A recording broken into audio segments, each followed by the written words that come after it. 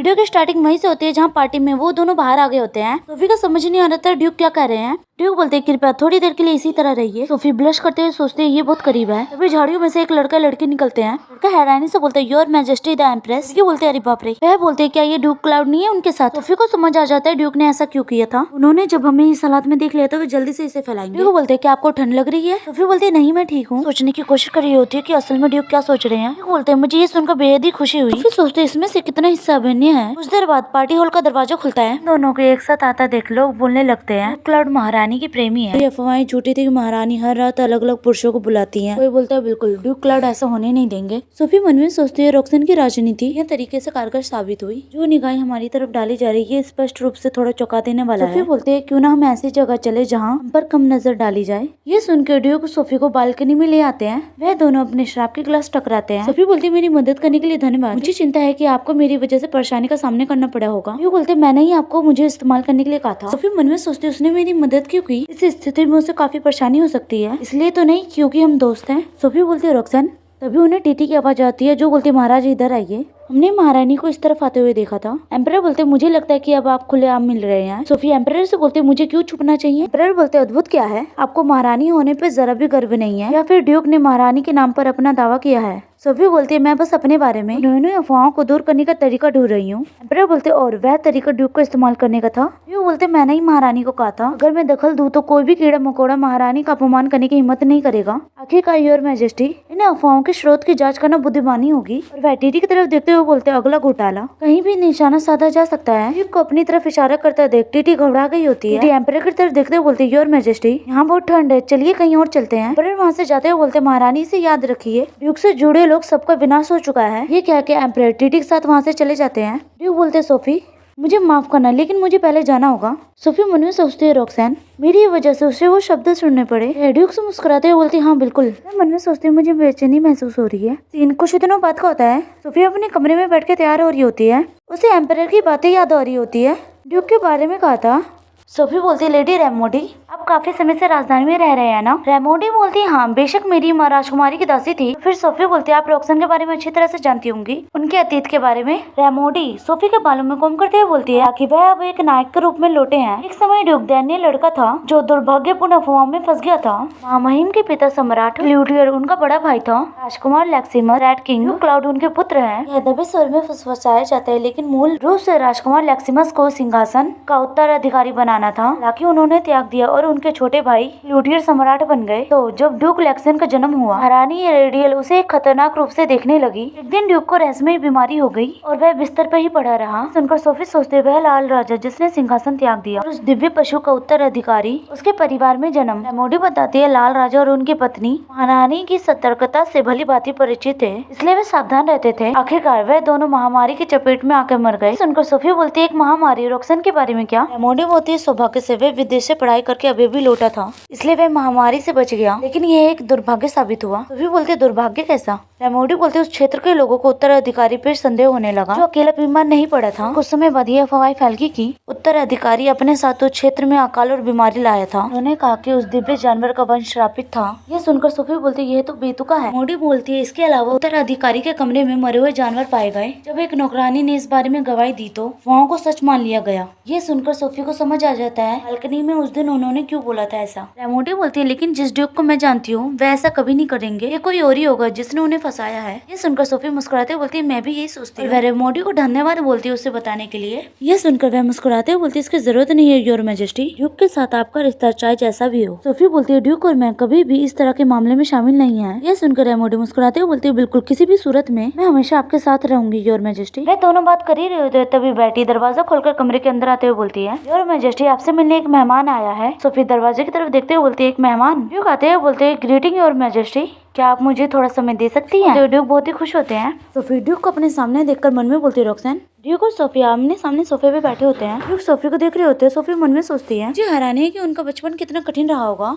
Sophie को अपनी तरफ देखता है देख ड्यूक बोलते हैं अगर तुम मुझे इस तरह घूरती रहोगी तो मैं गलत समझ लूंगा। सोफी ड्यूक से माफी मांगते हुए बोलती है किस तरह की गलतफहमी। ड्यूक मुस्कुराते हुए बोलते कुछ नहीं। सोफी बोलती है वैसे क्या आपको चाय पसंद है। ड्यूक बोलते हैं अगर आपके पास ब्राउन ब्लैक टी है मैं वही पसंद करूंगा। देर में चाय बन जाती है। सोफी बोलती है अधिकांश लोगों को ये चाय पसंद नहीं है। यह वाकई में हैरानी है कि आपको पसंद है। ड्यूक चाय पीते हुए बोलते ये मेरी प्रेमी की पसंदीदा चाय थी। सोफी सोफी चाय पीते हुए बोलते अच्छा ऐसा है। सोफी मन में सोचती है मुझे भी पसंद है। सोफी ड्यूक से पूछते है वैसे आप इधर कैसे आए। ड्यूक चाय का कप नीचे रखते हुए बोलते हैं मुझे आपके पास मौजूद शाही महल का नक्शा उधार चाहिए। सोफी बोलती है एक नक्शा, क्या मैं पूछ सकती हूँ क्यों। ड्यूक बोलते मैं अपने दिव्यांगत पिता की एक छुपी हुई वस्तु तलाश कर रहा हूँ। सोफी चाय पीते हुए सोचती है वह ड्यूक लैक्सिमस की बात कर रहा है, उनकी खोज के पीछे जरूर कोई कारण होगा। सोफी मैप देने के लिए मान जाती है। ड्यूक सोफी को धन्यवाद बोलते हैं। ड्यूक बोलते मैं हर हफ्ते सुनिश्चित करूंगा कि वह खो ना गया हो। सोफी बोलती है आपको इतना दूर जाने की जरूरत नहीं है, मुझे आप पर भरोसा है। ड्यूक बोलते हैं ये तो बस आपसे हफ्ते में एक बार मिलने का बहाना है। ये सुनकर सोफी का चेहरा लाल हो जाता है। ड्यूक दूसरी तरफ देखते हुए बोलते बर्फ अच्छी तरह से जम गई है, क्या हम टहलने चले।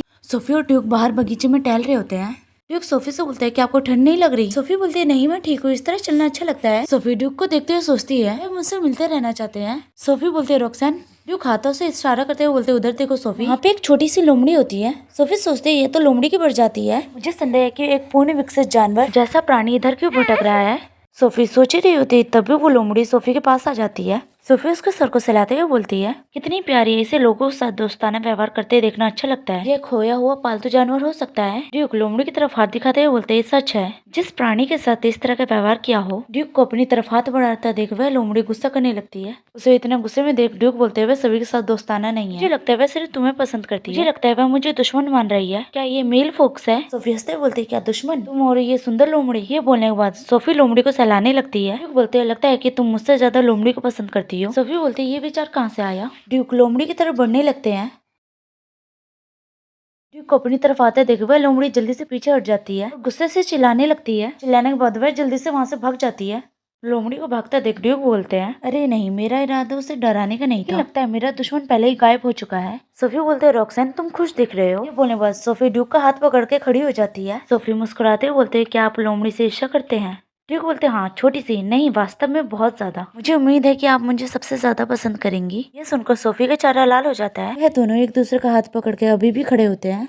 दूसरी तरफ क्राउड मेंशन कोई चिल्लाते बोलते है देखो भाई मैं इंसान हूँ, मैं इंसान हूँ। हमें बताया जाता है इस आदमी का नाम जैस्पर क्राउड है, शाही गार्ड कैप्टन। वह आदमी सर पर हाथ रखकर बोलता अच्छा ऐसा है, लेकिन पहले कपड़े तो पहन लो। आंटेजेल जैस्पर आंटेजेल को कपड़े पहनाते हुए बोलता है तुम बहुत खुश हो, लेकिन कई घंटे बीत चुके हैं। आंटेजेल बोलता है क्या ये सिर्फ खुशी है, बाकी सभी लोग जन्म लेते ही इंसान में बदल जाते हैं, लेकिन मैं 20 साल की उम्र पार करने के बाद भी नहीं बदल सका। मैंने अपनी पूरी जिंदगी एक लालची लोमड़ी बनकर बिताई है। क्या आप समझ सकते हैं ये कैसा लगता है। जैस्पर आंटेजेल से माफी मांगता है। जैस्पर उसे रोकते हुए बोलता है क्या तुम महारानी के साथ अपनी मुलाकात के बारे में जिक्र कर रहे हो। आंटेजेल बोलता है बिल्कुल, महारानी ने मुझे इंसान बनाया है। जैस्पर बोलता है ये सच नहीं है। आंटेजेल बोलते मैंने हर तरह की औषधि, पवित्र जल और अंधविश्वास आजमा लिया, लेकिन जब तक महारानी ने मुझे छुआ नहीं तब तक कुछ भी काम नहीं आया। जैस्पर को उसकी बात का लॉजिक नहीं समझ आ रहा होता है। परेशान होकर अपने सर पे हाथ रख लेता है। आंटेजेल बोलता है महारानी तो एस्तारा का एक तारा है, उन्होंने मेरी बीमारी को ठीक कर दिया है, ये मेरी नियति है। जैस्पर उसे शांत होने के लिए बोल रहा होता है, लेकिन आंटेजेल तो अपनी ही धुन में होता है। महारानी मेरा चेहरा देख के मुझे पसंद कर लेंगी। जैस्पर उसे उसकी बकवासी बातें बंद करने के लिए बोल रहा होता है। आंटेजेल बोलते मेरे शरीर पे अगर महारानी का नाम लिखा हो तो ठीक वैसे जैसे सम्राट के शरीर पे मिस टीटी का नाम। आगे का खेल बिल्कुल इसी तरह शुरू होता है। जैस्पर उसे बताता महारानी एक इंसान है, आपका नाम नहीं दिखेगा,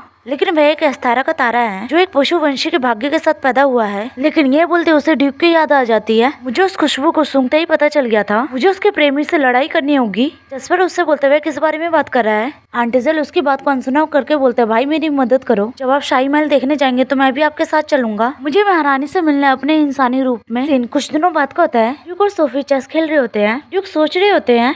ड्यूक को इस तरह सोचता देख सोफी मुस्कुरा देती है। वह सफेद मोहरे को उठाते हुए बोलती है चेकमेट। ड्यूक बोलते हे भगवान मैं हार गया, अगली बार मुझ पे थोड़ी नरमी बरते। सोफी सोचती अगली बार वे मुझसे हर हफ्ते मिलने के लिए नक्शा उधार लेने का बहाना बनाते हैं, मुझे हराने की ऐसा कितनी बार हो। सोफी बोलते जब आपके जन्मदाता पिता की कोई यादगार वस्तु मिल जाएगी तो आप उस क्षेत्र में वापस लौट जाएंगे। ड्यूक बोलते मुझे लगता है कि मुझे ऐसा ही करना होगा। मैं मन में सोचती हूँ वहाँ के लोग आज भी सोचते हैं कि रॉक्सन ही प्लेग का कारण था, मुझे हैरानी है कि वहाँ वो शांति से रह पाएगा। सोफी बोलती मैंने आपके इलाकों की घटनाओं के बारे में सुना है, मुझे विश्वास है कि आप पे झूठा आरोप लगाया गया था रॉक्सन, एक दिन आपके बारे में फैली हुई गलतफहमियां दूर हो जाएंगी। ये सुनकर ड्यूक सोफिया को सच्चाई बताने वाले होते हैं। तभी रेमेडी गेट खोलते हुए बोलते है योर मैजेस्टी एम्प्रेस, मैजेस्टी आए हैं। सोफी बोलती है अचानक कृपया एक पल के लिए इंतजार करने के लिए कहिए। रेमेडी बोलती हाँ, लेकिन तभी एम्परर अंदर आ जाते हैं। एम्परर बोलते हैं ऐसा प्रतीत होता है कि ये वास्तव में ऐसा दृश्य था जिसमें नौकरानी मुझे तुरंत नहीं ले जा सकती थी। सोफी और ड्यूक को देखते हुए बोलते हैं आप एक अफवाह को दूसरी अफवाह से ढकने की कोशिश कर रहे थे, लेकिन मामला बिल्कुल ऐसा नहीं लग रहा है। हमने अभी अभी शतरंज की एक मैच खेला है। सोफी बोलते हैं अच्छा, शतरंज खेलने के बाद कुछ करने को तो होना चाहिए ना। उनका एम्परर हंसते हुए बोलते हैं कुछ भी नहीं। सोफी एम्परर से बोलते हैं आप किस लिए आए हैं। एम्परर बोलते हैं क्या पति पत्नी से मिलने के लिए कोई कारण की जरूरत होती है। सोफी ड्यूक से माफी मांगते हुए वहाँ से जाने के लिए बोलती है। ड्यूक बोलते हैं अगर सोफी यही चाहती है। यह बोलने के बाद वह कमरे से बाहर चले जाते हैं। ड्यूक को देखकर एम्परर को बहुत ही गुस्सा आ रहा होता है। ड्यूक को जाते देख सोफी बोलते अगली बार मिलते रोक्सेन। ड्यूक के जाने के बाद एम्परर बोलते कि आज भी आपकी मुलाकात मजबूरी के कारण थी, आप स्वाभाविक रूप से अगली बार मिलने की योजना बना रहे हैं। सोफी बोलती है मुझे उनसे अलग से कुछ बात करनी थी। एम्परर मुस्कुराते हुए बोलते आपके और ड्यूक के बीच आप बहाने बनाने में बहुत अच्छी नहीं है। सोफी बोलती है मैं चाहे कितनी बार ड्यूक से मिलूं फिर भी उस समय से कम है जितना समय महाराज अपनी प्रेमिका के साथ बिताते हैं। एम्परर बोलते हैं क्या तुम अभी अभी टीटी के महल से नहीं आई हो। सोफी बोलती है आप मेरे साथ क्यों कर रहे हैं। एक रखेल रखने से कि अब हमारे पास औपचारिकता उपलब्धियों के अलावा कुछ नहीं बचा है और अब आप अचानक पति पत्नी कहने लगे। एम्परर बोलते आखिर ड्यूक को ही क्यों चुना गया। सोफी बोलती है क्या ये मुद्दा आपके लिए इतना जरूरी है महाराज। ड्यूक को इतना नापसंद क्यों करते हैं, क्या ये उसके अतीत की वजह से। एम्परर बोलते हैं कि आपको सब कुछ पता है और फिर भी तुम उसे अपने करीब रखती हो। सोफी बोलती है मैं उन पर विश्वास नहीं करती जिन्हें साबित नहीं किया जा सकता। महाराज क्या आप इन्हें पूरा सच मान लेते हैं। एम्परर बोलते मुझे महारानी की चिंता है। ये सुनकर सोफी बोलती है अगर मैं ड्यूक को अपना जीवन साथी बना लूं तो अतीत का मायने ही नहीं रहता। मुझे तो बस महारानी के रूप में अपने कर्तव्यों का पालन करना है, ठीक वैसे ही जैसे आप करते हैं। ये सुनकर एम्परर हंसते हुए बोलते हैं ड्यूक को अपना जीवन साथी बनाने के बारे में सोचना अजीब है। यह बोलने के बाद वह सोफी का चेहरा पकड़ लेते हैं और गुस्से से बोलते हैं हम दोनों पति पत्नी के रूप में एक दूसरे से बंधे हुए हैं। लगता है कि आप भूल गई हैं अक्सर मैं तुम्हारा पति होता हूँ। सोफी जो दर्द और डर से कांप रही होती है मैं मन में सोचती मैं हिल नहीं सकती। एम्परर सोफी को जवाब देने के लिए बोल रहे होते हैं मेरी महारानी कभी कभी घमंडी हो सकती है। वह सोफी को धक्का देके सोफे पे बैठा देते हैं। दर्द की वजह से सोफी चिल्ला देती है। एम्परर की तरफ देखती है जिनके शरीर से रेड कलर का ऑरा निकल रहा होता है। एम्परर बोलते मुझे दोबारा कहने दो, रखेल तो बस रखेल ही होती है, मेरी पत्नी आप है महारानी। वे सोफी के चेहरे को छूते हुए बोलते कि आप समझ रही हैं। सोफी बोलती जिस पल तुमने रखेल बनाई हमारे बीच हर व्यक्तिगत रिश्ता पूरी तरह से खत्म हो गया था। एम्परर बोलते चलो सोफिया पहले सच्चाई जान लेते हैं। सबसे पहले तुमने मुझे ठुकराया था। ये कहते हुए एम्परर बहुत ही गुस्से में होते हैं। एम्परर सोफी को बताते हैं वह पहली बार सोफी के चेहरे को छूते हुए बोलते सोफी। वे उसके कंधे से कपड़ा हटाते हैं जिसकी वजह से सोफी हैरान हो जाती है। दूसरी तरफ देखते हुए बोलती मुझे माफ करना, मैं अभी तैयार नहीं थी। एम्परर बोलते अच्छा ऐसा है। सोफी मन में सोचते डेमियोस 5 साल पहले की उस रात की बात कर रहा है जब हमें अपने वैवाहिक जीवन को पूर्ण रूप देना था। एम्परर बोलते आप इतनी हैरान क्यों दिख रही हैं? निश्चित रूप से इसे भूले नहीं होंगे। सोफी के पास कहने के लिए कोई शब्द ही नहीं होते हैं।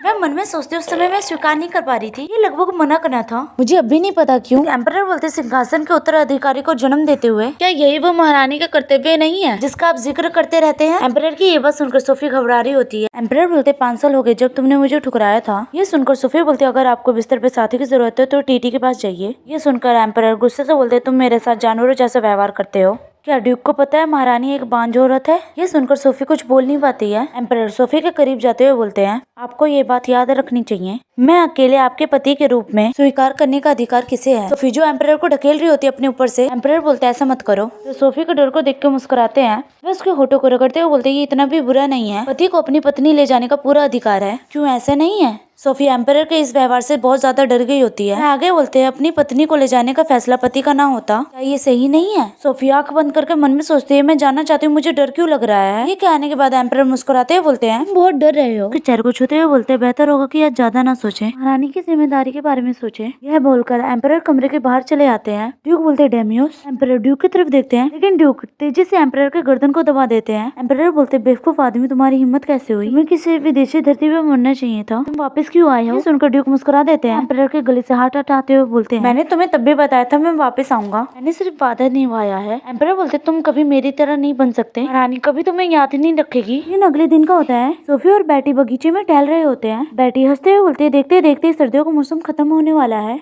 सोफी बोलती है हाँ। बैटी सोफी का चेहरा देखते हुए बोलती है तुम थोड़े अकेले लग रहे हो। इसका कारण है कि योर मैजेस्टी लेडी टीटी के साथ शीतलकालीन विला गए हैं। मुझे भी इस बात से गुस्सा आ रहा है, महाराज ने तो हद कर दी है। सोफी बोलती है उसकी चिंता मत करो सब ठीक है। मन में सोचती है जो कुछ भी वह पीछे छोड़ गया वह मुझे परेशान कर रहा है। महारानी का दायित्व मैं उसे कब तक मना कर सकती हूँ। तभी बेटी बोलती ओ वो लोग। बेटी की आवाज की वजह से सोफिया का ध्यान सामने जाता है। बेटी बोलती कमांडर जेस्पर और उनके बगल में कौन हो सकता है। जेस्पर सोफी को ग्रीट करता है। सोफी बोलती शाही अंगरक्षक के कमांडर काफी समय हो गया है और वह जेस्पर के छोटे भाई के बारे में पूछती है। फॉक्स बोलता है क्लाउड परिवार का दूसरा बेटा, मैं एंटरलेसल क्लाउड हूँ। सोफी के करीब आते हुए बोलते योर मैजेस्टी, आपसे मिलकर मुझे बहुत खुशी हो रही है। सोफी बोलती हाँ मुझे भी। मैं मन में सोचती हूँ यकीनन मैंने इसे पहली बार देखा है। जेस्पर बोलते ये व्यक्ति महल देखने के लिए इतना उत्सुक था कि मेरे पास उसे अपने साथ लाने के अलावा कोई रास्ता नहीं था और वह विजय समारोह के दौरान घटी घटना के लिए माफी मांगता है। सुनकर वह मन में सोचती है क्या वह लूवर परिवार के उस युवक द्वारा किए गए काम का जिक्र कर रहा है, ग्लाइड लूवर। मैंने सुना है कि भारी जमानत राशि करने के बाद उसे सिर्फ 1 हफ्ते के लिए रिहा किया गया था।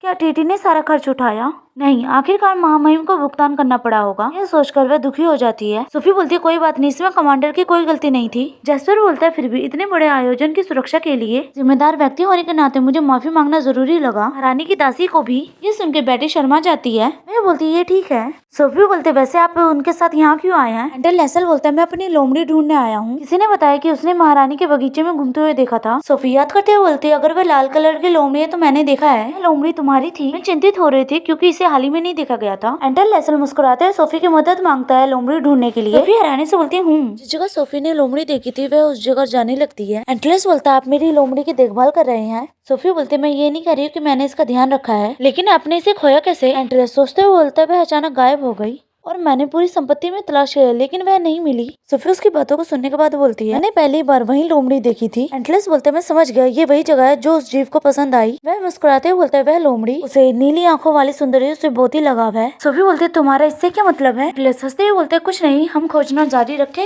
वह ब्रिज को देखते हुए बोलता है रास्ता फिसलन भरा लग रहा है। सोफी को अपना हाथ पकड़ने के लिए बोल रहा होता है। सोफी सोचती है डेमोस के साथ हालात अभी भी खराब है, लेकिन मुझे दूसरे आदमियों के साथ शारीरिक संपर्क से भी घृणा है। जो रॉक्सान के प्रति कोई घृणा क्यों नहीं महसूस होती? एटलेस सोफिया को बुलाता है। सोफी अपना हाथ एटलेस की तरफ बढ़ा रही होती है। एटलेस बोलता है योर मैजेस्टी आपका हाथ बहुत ठंडा है, आप ठीक महसूस कर रही हैं? सोफी बोलती है नहीं मैं ठीक हूँ, चलो आगे बढ़े। मैं मन में सोचते है क्या किसी अजनबी के संपर्क में आने के कारण ऐसा लग रहा है जैसे मेरी नसें तनाव में है। बर्फ के कारण रास्ता फिसलन भरा हो गया है, लेकिन मैं इसे बहुत कसकर पकड़ नहीं सकती। अगर मैं सावधानी से चलूँ तो सब ठीक रहेगा। ये सोचते हुए तभी उसका पैर मुड़ जाता है जिसकी वजह से वह पीछे गिरने लग जाती है। एटलेस चिल्लाते हुए बोलता है योर मैजेस्टी, लेकिन तभी कोई सोफी को पीछे से पकड़ लेता है। सोफी मन में सोचते मुझे किसने पकड़ा है? वह इंसान बोलता है मैंने तुम्हें कितनी बार कहा है बर्फीले रास्तों पर सावधान रहना सोफी। हम देखते हुए ड्यूक होते हैं। सोफी को ड्यूक की बात सुनकर अपने बचपन की याद आती है जब वह महल के बाहर बर्फ में चल रही होती है। छोटा लड़का सोफी को बोल रहा होता है धीरे चलो। सोफी बोलती है मैं समझ गई। तभी वो गिरने वाली होती है। वह बच्चा सोफी का कंधा पकड़ के बोलता है मैंने तुम्हें बर्फीले सड़क पर सावधान रहने के लिए कहा था ना सोफी। ये याद करके सोफी मन में बोलती है डेमियोस नहीं। ये सोचते उसकी आंखों में आंसू आ जाते हैं क्योंकि उसके सामने ड्यूक खड़े होते हैं। ड्यूक सोफी से पूछते क्या वो ठीक है? सोफी आंसू पोंछते हुए बोलती हाँ। मुझे थोड़ी हैरानी हुई थी। वह मन में सोचते जमी सड़क पर सावधान रहने की सलाह कोई भी आपको दे सकता है। एटलेस को देखते हुए बोलते क्लाउड परिवार का दूसरा बेटा रानी के महल में क्या कर रहा है? एटलेस बोलते मैं अपनी लोमड़ी की तलाश कर रहा था। ड्यूक बोलते अब से अकेले खोजना बेहतर होगा, महारानी के लिए यहाँ चलना खतरनाक होगा। एटलेस बोलते हैं तो फिर ड्यूक को महारानी के महल क्या चीज ले आई? ये सुनकर ड्यूक सोफी को देखकर मुस्कुराते हुए बोलते हैं मिलने के लिए किसी खास वजह की जरूरत नहीं है। शायद छोटे मालिक को इसका मतलब समझ ना आए। ये सुन के एटलेस को गुस्सा आ रहा होता है। वह बोलता है मेरे साथ बच्चों जैसा व्यवहार मत करो। सोफी बोलती है छोटे मालिक मुझे खेद है, लेकिन आपको लोमड़ी की तलाश करना बंद कर देना चाहिए। मैंने पहले ही ड्यूक से मिलने का समय तय कर रखा था। ये सुन के एटलेस परेशान हो जाता है। फिर वह बोलता है मैं समझ गया, फिर मैं अगली बार मिलता हूँ योर मैजेस्टी से। ये कहकर वह वहाँ से चला जाता है। सोफी और ड्यूक उससे जाते हुए देख रहे होते हैं। सोफी चलते हुए ड्यूक से पूछती तुम्हें कैसे पता चला मैं यहाँ हूँ? ये बगीचे काफी एकांत स्थान पे है। बोलते आपकी दासी ने बताया। मुझे पूछने में झिझक हो रही थी क्योंकि गार्ड कैप्टन के साथ अच्छा समय बिता रही थी। सोफी तो मन में इन दोनों के बारे में सोच लेती है। ड्यूक बोलते हैं सिर्फ चेतावनी का एक शब्द है, अब तक कि युवा पुरुषों के साथ सावधानी से संपर्क करना चाहिए। मासूम चेहरा कभी कभी हत्यारा बन सकता है।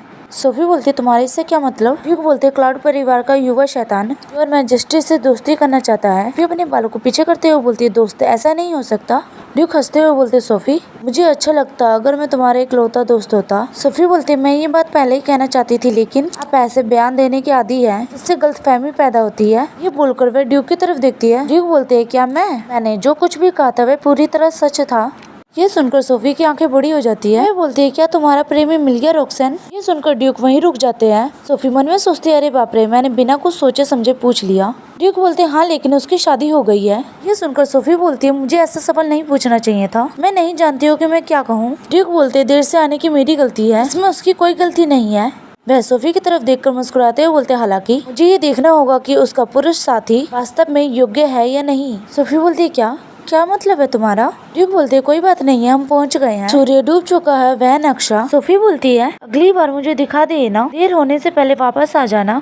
ड्यूक सोफी का हाथ पकड़ते हुए बोलते मैं समझ गया। वे सोफी के हाथों पे किस करते हुए बोलते हैं your majesty good night. Sophie बोलती है हाँ तुम भी रॉक्सन। सीन चेंज होकर एम्परर के कमरे का होता है। टीटी बोलती है मुझे इतनी खूबसूरत जगह लाने के लिए धन्यवाद। एम्परर बोलते हैं आपके पास शुक्रगुजार करने के लिए बहुत कुछ है। टीटी बोलती है बिल्कुल, योर मैजेस्टी मेरे साथ होने से और महाराज का नाम अंकित करने के कारण चीज के लिए आभारी होना चाहिए। ये सुन के एम्परर टीटी के कंधे को पकड़ते हैं, जहाँ पे एम्परर का नाम लिखा होता है वह वहाँ पे किस करते हैं। टीटी मुस्कुराते हुए बोलती है योर मैजेस्टी। मन में सोचती है महारानी के साथ आपके संबंध बिगड़ गए हैं। देखो अंत में विला में मैं आई थी, महारानी नहीं। ये सोचते हुए उसकी नजर खिड़की के बाहर जाती है। वह याद करती है अपने पास्ट को जब वे स्लम एरिया में रहती थी। टीटी की नजर वहाँ पे बात कर रहे कुछ बच्चों पे जाती है। वे बोलते हैं नहीं महारानी ने एक चैरिटी हाउस खोला है। एक लड़का बोलता है हाँ वह रोटी पानी बांट रहे हैं चलो। टीटी उनकी बातें सुनकर सोचती है हम यहाँ भिखारियों की तरह फंसे हुए हैं, सिर्फ रोटी पानी के लिए संघर्ष कर रहे हैं। महारानी अपने महल में विलासिता जीवन का आनंद ले रही होगी। यह सोचते हुए वह वहाँ से चली जाती है। प्रेजेंट में वह एम्परर को गले लगाकर सोचती है मैं महारानी को मिलने वाली हर चीज ले लूंगी, और एम्परर से बोलती है मैं बहुत खुश हूँ। एम्परर टीटी से बोलते हैं आप दूसरों से अलग है। टीटी बोलती है लेकिन महारानी से बहुत ज्यादा नफरत मत करो, अगर मेरी वजह से आप दोनों के बीच दूरी पैदा होगी मुझे डर है कि कुछ बुरा हो सकता है। एम्परर बोलते क्या तुम महारानी से डरते हो? टीटी बोलती हाँ वह मुझे पसंद नहीं करती। एम्परर बोलते ऐसा नहीं है कि वह तुम्हें नापसंद करती है, और बेहद ही चिड़े हुए स्वर में बोलते हुए किसी से प्यार नहीं करती है। ये सुनकर टीटी एम्परर का चेहरा देख रही होती है। हंसते हुए बोलती है आप जानते हो योर मैजेस्टी मैंने सुना है कि शुद्धिकरण समारोह जल्दी होने वाला है, क्या आप मुझे शुद्धिकरण समारोह में ले जा सकते हैं? ये सुनकर एम्परर बोलते क्या शुद्धिकरण समारोह एक विशेष अनुष्ठान है, केवल सम्राट और महारानी इसमें शामिल होते हैं क्योंकि वे दिव्य पशु वंशज हैं। हर व्यक्ति को मंदिर के अंदर आने की अनुमति नहीं है देवी की अनुमति के बिना। ये सुनकर टीटी एम्परर के गले लगकर बोलती मुझे माफ करना, एक औरत होने के नाते मुझे ईर्ष्या होना स्वाभाविक था और मैंने बचकाना व्यवहार किया, केवल महाराज ही मेरे एकमात्र साथी होते। ये सुनकर टीटी को बेड पे लेटाकर वे उसके ऊपर आते हुए बोलते हैं तुम मुझे हमेशा सही इच्छा से भर देती हो। यह सुनकर टीटी हंसते हुए बोलती है आप ही मेरी खुशी है महाराज। एम्परर टीटी के हाथों को पकड़ लेते हैं। टीटी बोलती योर मैजेस्टी। सीन चेंज होकर टीटी के कमरे का होता है। वह शीशे के सामने तैयार होते हुए गाना गुनगुना रही होती है। तभी कोई बोलते लेडी टीटी आपसे एक मेहमान मिलने आया है। टीटी गेट खोलते हुए बोलती क्या दोबारा? लेकिन जब वह अपने सामने वाले इंसान को देखती है तब वह डर जाती है। एक काला लबादा पहने हुए आदमी बोलता है हेलो सफेद हिरन। अपना चेहरा दिखाते हुए बोलते इस नाम की लोकप्रियता कैसी चल रही है? सीन शुद्धिकरण समारोह दिन का होता है। सोफी मंदिर की तरफ जा रही होती है। उसके मन में अभी भी एम्परर की बात याद आ रही होती है। वह मन में सोचते मुझे राहत मिलेगी, मेरा सामना फिर कभी डेमियोस से नहीं हो, लेकिन आज बिल्कुल भी नहीं बच सकती। नटी बोल रही होती है आप बेहद ही खूबसूरत लग रही महारानी, यकीन मानो ये साल देश के लिए बहुत ही सौभाग्यशाली साबित होगा। सोफी बोलती है हाँ धन्यवाद। सोफी एम्परर की तरफ देखती है जो घूर कर उसे ही देख रहे होते हैं। एम्परर अपना हाथ आगे करते हुए बोलते चलो। सोफी अपना हाथ बढ़ाते हुए बोलती हाँ, और वह एम्परर के हाथ में अपना हाथ रख देती है। बताया जाता है शुद्धिकरण समारोह इस दिन साल के सौभाग्य या दुर्भाग्य का निर्णय होता है। सम्राट और महारानी पवित्र मंदिर की झील में स्नान करते हैं। वह पूरा दिन मंदिर में बिताते हैं और सभी बुराइयों को धो डालते हैं। सोफी मन में सोचती है ये ठंडा है। उनका कहना है कि इस गुफा में रिसने वाला भूजल समुद्र के पानी बदल जाता है। वास्तविकता में समुद्र कितना विशाल होगा। एम्परर पलटकर सोफी की तरफ देखते हैं। वह बोलते हैं तुम किस बारे में सोच रही हो? सोफी बोलती है कुछ खास नहीं, बस ये जानने के लिए उत्सुक हो कि असली समुद्र कैसे दिखता है। एम्परर बोलते तुमने कभी समुद्र नहीं देखा? सोफी बोलती है नहीं। मैं मन में सोचती है मैं छोटी थी उन्होंने मुझसे वादा किया था कि वह मुझे समुद्र के किनारे ले जाएंगे, अब उसे ये बात भी याद नहीं होगी। एम्परर बोलते अगर आप महारानी के रूप में अपने कर्तव्यों का पालन करती हैं तो मैं जितनी बार चाहूँ उतनी बार समुद्र के किनारे ले जाऊंगा। ये सुनकर वह मन में सोचते है जब वह महारानी के कर्तव्यों के बारे में बात करता है तो उसका मतलब उत्तराधिकारी को जन्म देने से होता है। क्या मैं सचमुच उसे स्वीकार कर सकती हूँ? तभी एम्परर दर्द के मारे अपना सर पकड़ लेते हैं। सोफी बोलती योर मैजेस्टी क्या आप ठीक है? एम्परर बोलते मेरे सर में दर्द हो रहा है। तभी वो चक्कर खा के पानी के अंदर गिर जाते हैं। ये देखकर सोफी चिल्लाते हुए बोलती योर मैजेस्टी। सोफी एम्परर को घसीट के झील के बाहर निकालती है। वह मन में सोचती उसका शरीर जल रहा है। सोफी एम्परर के कंधे को पकड़ते हुए बोलती है, योर मैजेस्टी। सोफी बोलती है, मैं देखभाल करने वाले व्यक्ति को बुला कर लाती हूँ, कृपया थोड़ी देर के लिए इंतजार करें। ये बोलकर सोफी वहाँ से जा रही होती है, तभी एम्परर उसका हाथ पकड़ लेते हैं। एम्परर बोलते हैं, मत जाओ। वे सोफी को अपनी तरफ खींचकर उसकी कमर पकड़ लेते हैं। एम्परर सोफी की कमर पकड़े हुए बोलते हैं, बस एक पल के लिए ऐसे रहो। सोफी बोलती है, लेकिन इस तरह रहना खतरनाक है। योर मैजेस्टी, आपका शरीर बहुत ही गर्म है। एम्परर बोलते हैं, मैं तुम्हारा पति हूँ। ये सुनकर सोफी की आंखें हैरानी से बड़ी हो जाती है, क्योंकि एम्परर अपनी लाल आंखों से उसे घूर रहे होते हैं। सोफी उनके घूरने की वजह से डर रही होती है। एम्परर बोलते, जवाब दो मुझे। सोफी डर के मारे कुछ बोल नहीं पा रही होती है। वह अपना सर दूसरी तरफ घुमा लेती है। ऐसा करता देख सोफी को गुस्से से एम्परर की नसें तनने लगती हैं। वे सोफी को धक्का देकर उसके ऊपर आ जाते हैं। सोफी एम्परर को रुकने के लिए बोल रही होती है, लेकिन एम्परर दोनों हाथों से उसका गला पकड़ लेते हैं। ऐसा लग रहा था जैसे एम्परर अपने होश में नहीं होते। वह बोलते, सोफी तुम मेरी हो। सोफी की हालत खराब हो रही होती है। वह मन में सोचती है, एमियोस तुम। एम्परर सोफी के गर्दन को दबाए जा रहे होते हैं। वह बोलते मेरी, लेकिन अचानक ही वह बेहोश होकर सोफी के ऊपर ही गिर जाते हैं, जिसकी वजह से सोफी मरने से बच जाती है। उसकी आंखें डर से भरी हो गई होती है। वह मन में सोचती है, उसने मेरा गला इस तरह दबाया जैसे वह मुझे मार देगा। उसने ऐसा कैसे किया। कुछ देर बाद सोफी एम्परर को लेकर बाहर आ रही होती है। सोफी बोलती है, योर मैजेस्टी, आप कैसे महसूस कर रहे हैं। एम्परर बोलते, मैं चल सकता हूँ। सोफी एम्परर को देखकर सोचते है, क्या उसे कल की घटना याद नहीं है। मंदिर का गेट खुलता है। वह दोनों मंदिर के बाहर आ जाते हैं। टीटी वहाँ पे आते हुए बोलती है, योर मैजेस्टी, हे भगवान, आप इतने अस्वस्थ क्यों दिख रहे हैं। एम्परर के चेहरे को छूते हुए बोलते, आपको बहुत तेज बुखार है। सोफी बोलती है, महाराज थोड़ी देर के लिए मंदिर में बेहोश हो गए थे, जल्दी करो, शाही डॉक्टर को बुलाओ। सरून बोलता ठीक और वहाँ से चला जाता है। एम्परर उसकी तरफ हाथ बढ़ाते हुए बोलते, सोफी। एम्परर को अपनी तरफ हाथ बढ़ाता देख सोफी डर गई होती है। एक कदम पीछे हो जाती है। ये देख एम्परर उदास हो जाते हैं। जल्दी से अपने आप को संभाल कर टीटी से बात करने लगते हैं। वे उसकी कमर को पकड़ते हुए बोलते, तुम मेरी हो। ये सुनकर टीटी मुस्कुराते हुए बोलती, हाँ योर मैजेस्टी, मैं आपकी हूँ। एम्परर के गले लगकर बोलते, अब मैं तुम्हारा ख्याल रखूंगी। एम्परर सोफी को देखते हुए बोलते हैं, तुम्हें देखकर ऐसा लग रहा है जैसे तुमने राक्षस को देख लिया हो। सोफी अपना चेहरा दूसरी तरफ कर लेती है। एम्परर बोलते, सब लोग मेरी बातें सुनो, इस साल साम्राज्य के लिए भाग्य दुर्भाग्य है। यह सुनकर सोफी हैरान हो जाती है। वह मन में बोलती है, दुर्भाग्य। साम्राज्य के नव वर्ष भाग्य का अनुमान 5 परिणामों में से एक लाया जाता है, जो शुद्धिकरण अनुष्ठान द्वारा निर्धारित होता है। इनमें दिखने वाली एक विशेष रोशनी महान सौभाग्य का प्रतीक है, जो साम्राज्य के सर्वोच्च आशीर्वाद को प्रतिनिर्धारित करता है। सौभाग्य और स्थिर भाग्य ये दर्शाता है कि साम्राज्य स्थिर और सुरक्षित रहेगा। दुर्भाग्य साम्राज्य के लिए एक चेतावनी है, पूरी किस्मत की छाया से सावधान रहे, जो पूरे देश पर अपना साया डाल सकती है। भयंकर दुर्भाग्य, युद्ध या आपदा का सामना, राष्ट्रीय संकट की भविष्यवाणी करता है। दुर्भाग्य के बारे में सुनकर सभी लोग परेशान हो जाते हैं।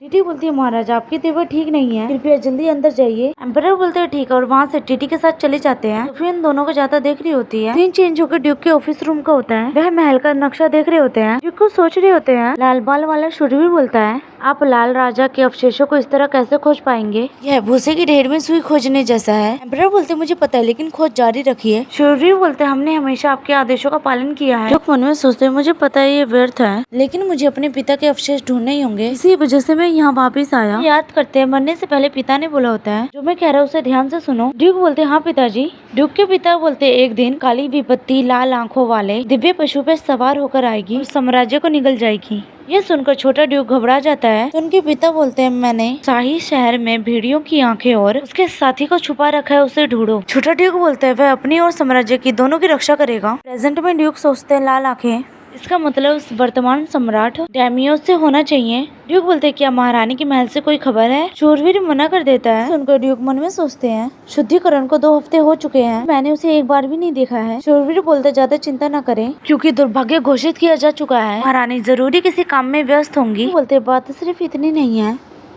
तभी उनकी नजर खिड़की से बाहर चांद की तरफ जाती है। वह मन में बोलते हैं, मैं बस उसे देखना चाहता हूँ। दूसरी तरफ सोफी अपना काम कर रही होती है। वह मन में सोचती, विपत्ति जितनी ज्यादा होगी, शाही खजाने को उतना ही ज्यादा खोलना पड़ेगा। सबसे निचले तबके को सबसे ज्यादा नुकसान उठाना पड़ेगा। इसे भयंकर दुर्भाग्य नहीं कहा जा सकता। अगर ऐसा होता है तो सभी नई परियोजनाओं को रोक दिया जाता है। वह कुर्सी पर सर टिकाकर एम्परर की बातें सोचती है। उसे शुद्धिकरण वाले दिन एम्परर की हरकतें याद आ रही होती है, जब उसने उसका गला दबा दिया होता है। यह याद करके सोफी एक बार फिर डर जाती है। वह इस हादसे के बारे में नहीं सोचना चाहती है। तभी कोई बोलते, योर मैजेस्टी एम्प्रेस, सम्राट का सेवक आपसे मिलने आया है, क्या मैं उन्हें अंदर आने दूं। सोफी उसे अंदर बुला लेती है। वह इतनी देर से आने के लिए योर मैजेस्टी एम्प्रेस से माफी मांगता है। सोफी उससे बोलती, क्या है। वह पत्र देते हुए बोलता, महामहिम का आदेश है, यह दान विभाग की स्थापना पर रोक लगाने का आदेश है। ये सुनकर सोफी हैरान हो जाती है। सोफी एम्परर से मिलने चली जाती है। वह सोफे पे बैठकर एम्परर का इंतजार कर रही होती है। एम्परर बोलते महारानी आधी रात को क्या हो रहा है। सोफी बोलती योर मैजेस्टी, क्या दान विभाग की स्थापना पर रोक लगानी चाहिए, इसका क्या मतलब है। एम्परर बोलते अरे कुछ नहीं है, मामूली सी बात है। सोफी बोलती है मामूली, दान विभाग की स्थापना वो तो जरूरी है। एम्परर सोफी की तरफ देखते हुए बोलते इस तरह के मामले सामने आते हैं तभी महारानी मुझसे संपर्क करती है। सोफी बोलती है दुर्भाग्य जितना अधिक होगा, हमें सबसे पहले निचले तबकों के लोगों की रक्षा देखभाल और भी अधिक करनी चाहिए। ये सुनकर एम्परर ताली बजाते हुए बोलते प्रभावशाली लोगों के प्रति आपकी करुणा वास्तव में बहुत अच्छी है, हर तरह से महारानी के प्रतीक है। सोफी मन में सोचते हुए जानबूझकर मेरा अपमान करने की कोशिश कर रहा है। एम्परर बोलते आपकी अपार दयालुता के सम्मान में सम्राट के रूप में मैं आपका बोझ कम करने की कोशिश करूंगा। सोफी बोलते आपका इससे क्या मतलब है। एम्परर बोलते आपने जो दान बजट अलग किया है सभी को लेडी टीटी की ओर भेजा जाएगा। ये सुनकर सोफी हैरानी से बोलती दुनिया में क्या है, यह बेतुका है। विभाग की स्थापना की योजना पहले से ही बन चुकी थी और उस बजट का सारा पैसा लेडी टीटी को क्यों दिया जा रहा है। एम्परर बोलते आप पहले से ही बहुत सारी बातों से परेशान है, इसलिए लेडी टीटी को चैरिटी बजट जैसे किसी चीज का प्रबंधन करना चाहिए। सोफी चिल्लाते हुए बोलते डैमियोस। एम्परर बोलते साम्राज्य की किस्मत में उथल पुथल मची हुई है, ये स्वाभाविक है कि कमजोर लोग जीवित नहीं रह पाएंगे। सोफी मन में सोचते हुए कह रहा है कि जनता का बलिदान रोका नहीं जा सकता और ये आदमी पूरे साम्राज्य का नेतृत्व करने वाला सम्राट है। वह धनराशि जिससे अनगिनत लोगों की जान बचाई जा सकती है। सरकार की विलासिता पर पैसे खर्च किया जाना सोच के परे है। पर सोफी की तरफ बढ़ते हुए बोलते ठीक है, मैं आपको खुद चैरिटी चलाने से नहीं रोकूंगा, मैं ये फैसला आपके विवेक के ऊपर छोड़ता हूँ। सोफी बोलती मुझे पता है तुम मुझे नापसंद करते हो, लेकिन मेरे लोग होने से पहले वो आपके लोग हैं महाराज, और उनकी देखभाल करना शाही परिवार का कर्तव्य है। सोफी महारानी के नाम पर एम्परर को वचन देती है टीटी को इस बसंत तक बजट सौंप दिया जाएगा, कृपया वर्तमान बजट को उन्हें देने का आदेश रद्द कर दे। मैं यह बात पूरी गंभीरता से पूछती हूँ, मैं लेडी टीटी की इच्छा के अनुसार राशि सौंपने का प्रयास करूंगी। ये सुन के एम्परर सोफी की कमर पकड़ते हुए बोलते हैं शायद यही सौदा पक्का करने के लिए काफी ना हो। अगर आप अपना लक्ष्य प्राप्त करना चाहती हैं तो आपको सबसे पहले महारानी के रूप में अपने कर्तव्यों का पालन करना होगा।